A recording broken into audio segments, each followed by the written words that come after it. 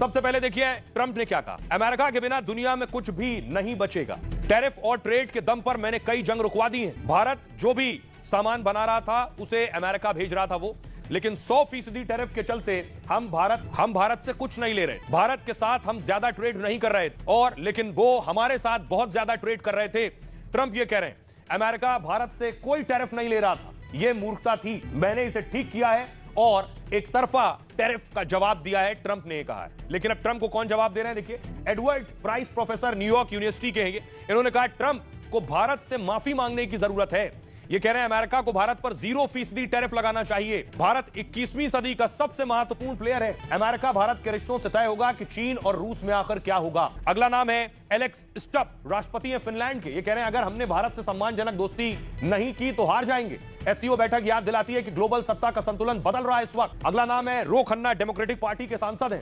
कह रहे हैं ट्रंप के अहंकार के चलते भारत अमेरिकी रिश्ते बर्बाद हो रहे हैं। ट्रंप इसलिए नाराज हैं कि भारत ने नोबेल के लिए नॉमिनेट नहीं किया है।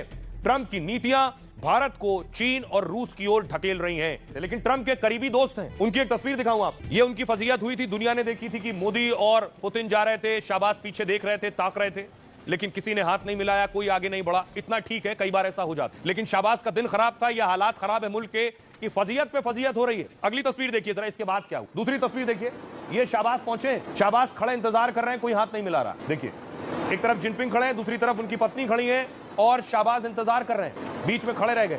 देखिए दो देशों में बराबरी किसे कहते हैं, इसे कहते हैं बराबरी। जब नेता साथ में मिलते हैं, दोस्तों की तरह बात करते हैं, इसे केमिस्ट्री भी कहते हैं, ताकत भी कहते हैं और बराबरी का दर्जा भी कहते हैं। भारत का खैर पाकिस्तान से कोई तुलना ही नहीं है, इसलिए आपने देख लिया शाहबाज का हाल, और जब हमारे देश के प्रधानमंत्री जाते हैं तो किस तरह से उनका वेलकम होता है। अगली तस्वीर दिखाऊं, यहां तक तो ठीक था। एक और तस्वीर देखिए जरा, शाहबाज शरीफ की एक और फजीयत।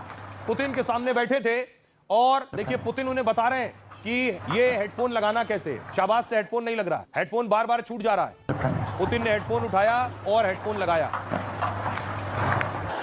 देखिए उन्हें करके बता रहे हैं पुतिन कि हेडफोन ऐसे लगाते हैं और शाहबाज से लग नहीं रहा, सारी कोशिशें कर ली, फिर निकल गया।